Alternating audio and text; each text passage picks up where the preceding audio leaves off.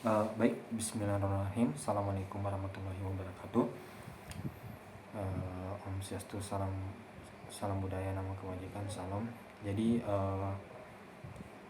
perkenalkan, nama saya Yusril dengan NIM D020378 dari Prodi Teknik Informatika, Fakultas Teknik, kelas Kesehatan dan Keselamatan Kerja kelas B. Jadi di video saya kali ini saya akan membahas beberapa materi dari pertemuan 1 hingga ke-7. Jadi yang pertama itu adalah kesehatan dan keselamatan kerja. Jadi konsep dasar ketiga ialah keselamatan kerja adalah sebuah kondisi di mana para karyawan terlindungi dari cedera yang disebabkan oleh kecelakaan yang berhubung dengan pekerjaan kesehatan dan pekerjaan. Kesehatan kerja adalah sebuah kondisi di mana para karyawan terbatas dari berbagai fisik dan emosional yang disebabkan oleh pekerja. Jadi keselamatan kerja ini adalah salah satu hal penting yang tidak terlupakan oleh para pekerja, maupun itu di darat, di laut, dalam lautan, dan segala macamnya, maupun di tempat kerja, agar mengurangi risiko terjadinya kecelakaan pada pekerjaan itu tersebut. Jadi adapun tujuan dari ketiga yaitu mencegah terjadinya kecelakaan, mencegah agar kecelakaan yang serupa tidak terulang kembali, menjamin pekerja dapat mengembangkan potensinya sesuai harkat dan martabat sebagai manusia. Prinsip ketiga, setiap pekerjaan bisa dilakukan dengan selamat. Kecelakaan pasti ada sebabnya. Penyebab kecelakaan harus dicegah atau ditiadakan, mengetahui pekerjaan yang akan dilakukan, mengetahui langkah atau tahapan pekerjaan tersebut, mengetahui bahaya dari pekerjaan yang dilakukan, mengetahui cara mengendalikan bahaya-bahaya tersebut.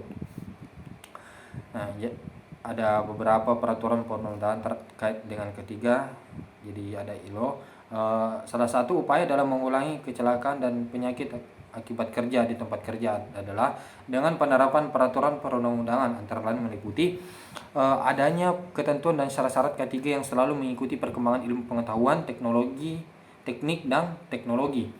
Yang kedua, penerapan dan semua ketentuan dan persyaratan ketiga sesuai dengan peraturan perundang-undangan yang berlaku sejak tahap rekayasa. Ketiga, pengawasan dan pemantauan pelaksanaan ketiga melalui pemeriksaan langsung di tempat kerja. Nah, peraturan perundang-undangan terkait ketiga ini ada pula dasar hukum yang sama saya juga tadi jelaskan. Ini adalah dasar hukumnya.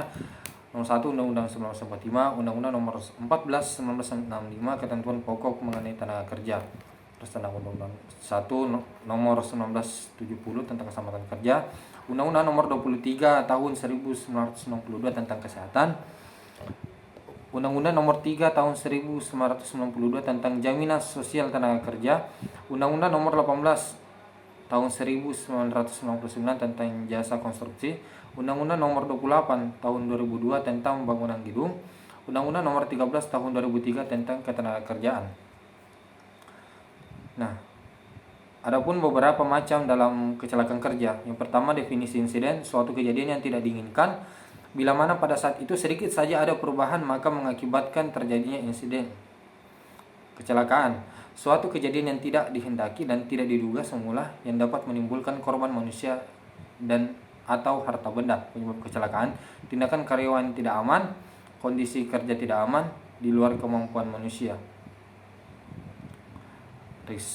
Risiko adalah ukuran kemungkinan kerugian yang akan timbul dari sumber bahaya atau hazard tertentu yang terjadi.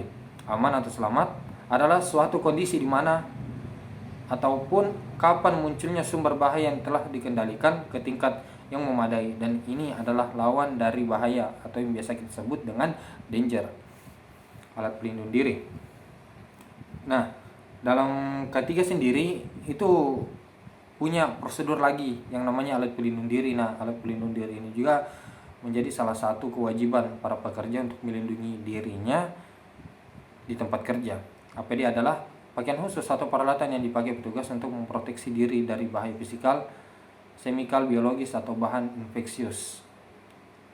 Tujuan penggunaan APD yaitu untuk melindungi tubuh dari bahaya pekerja yang dapat mengakibatkan penyakit atau kecelakaan kerja. Persyaratan APD sesuai dengan jenis bahaya yang dihadapi, terbuat dari material yang tahan dari bahaya tersebut, memiliki konstruksi kuat, tidak mengangkat risiko bagi pemakainya, tidak menggunakan APD lain yang bersamaan dipakai yang bersangkutan. Alat pelindung diri ada dasar hukumnya.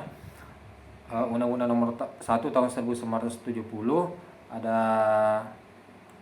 peraturan Menteri Tenaga Kerja dan Transmigrasi nomor per 03 Men 1982, Undang-Undang Nomor 13 Tahun 2003 Ketenagakerjaan, Peraturan Perundang-undangan Nomor 50 Tahun 2015 tentang SMK 3, Perundangan Menteri Tenaga Kerja Nomor 8 Men 7 2010 tentang alat pelindung diri, Standar ANSI atau ISEA 289 sampai 1029, jenis-jenis alat pelindung diri. Jadi pengaman mata itu eye protection seperti kacamata, pengaman wajah seperti pelindung muka yang kita pakai saat mengelas, itu juga masker juga perlu, pengaman terjatuh kayak seperti belt tuh, pengaman tangan kayak glove, terus pengaman telinga kayak handset, itu apa lagi tuh namanya, itu kayak handset dia. Pengaman pernapasan ya sama seperti wajah, itu pernapasan, pengaman pernapasan ya masker atau masker khusus yang biasa digunakan untuk pekerja. Bahan beracun dan berbahaya. Nah, jadi ini adalah salah satu juga yang perlu diwaspadai untuk para pekerja. Ini sangat berbahaya juga bagi pernapasan. Bahan beracun dan berbahaya adalah pelindung dan pengolahan lingkungan hidup, limbah bahan berbahaya dan beracun. Yang selanjutnya disebut limbah B3 adalah sisa suatu usaha atau kegiatan yang mengandung B3. Pengolahan limbah B3, setiap limbah yang mengandung bahan berbahaya dan atau beracun yang karena sifat dan atau konsentrasinya dan jumlahnya baik secara langsung maupun tidak langsung dapat merusak atau mencemarkan lingkungan hidup dan membahayakan.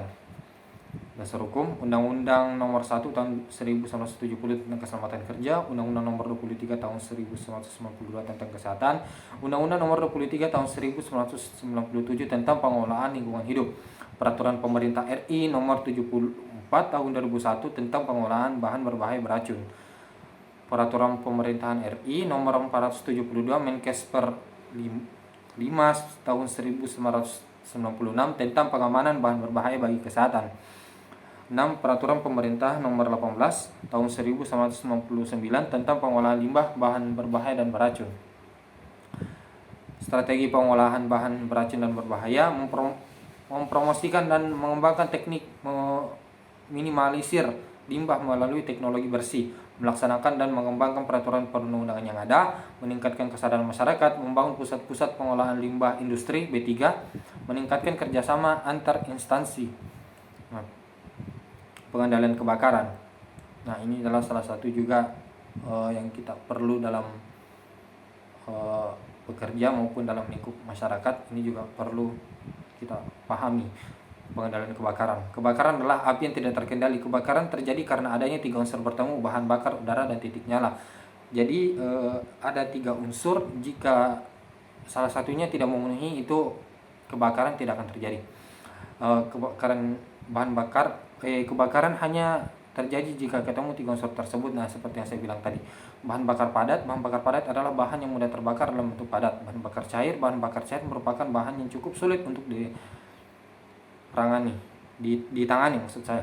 Bahan bakar gas, bahan bakar yang sangat berbahaya karena bahan ini mudah meledak jika terjadi peningkatan suhu, peningkatan tekanan, dan tekanan benturan. Udara adalah zat yang berbentuk yang tersedia di dalam jumlah yang tidak terbatas. Klarifikasi kebakaran disebabkan oleh benda-benda padat, misalnya kertas, kayu, plastik, karet, busa, dan lain-lain. Jadi ini bahannya mudah cepat terbakar atau mudah merambat ke bahan yang lain. Penanggulangan kebakaran harus ditangani dengan baik. Penanggulangan yang dilakukan tidak hanya sekedar melakukan pendaman saja.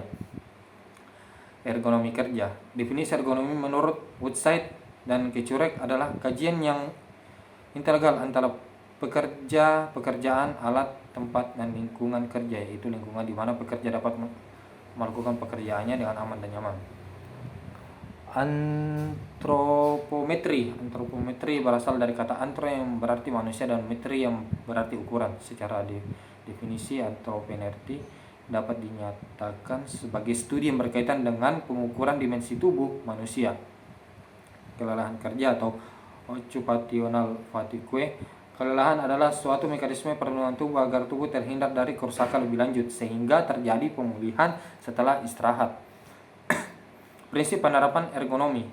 Satu, bentuk dan ukuran alat serta fasilitas agar disesuaikan dengan bentuk dan ukuran tubuh tenaga kerja. Yang kedua, menghindari konstruksi statis sedapat mungkin tak melebihi 15% kekuatan maksimal.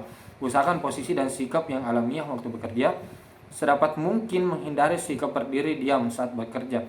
Penggunaan irama kerja sesuai dengan irama pemulihan. Faktor-faktor bahaya lingkungan pada ergonomi kerja itu faktor lingkungan kerja maupun faktor bahaya fisik.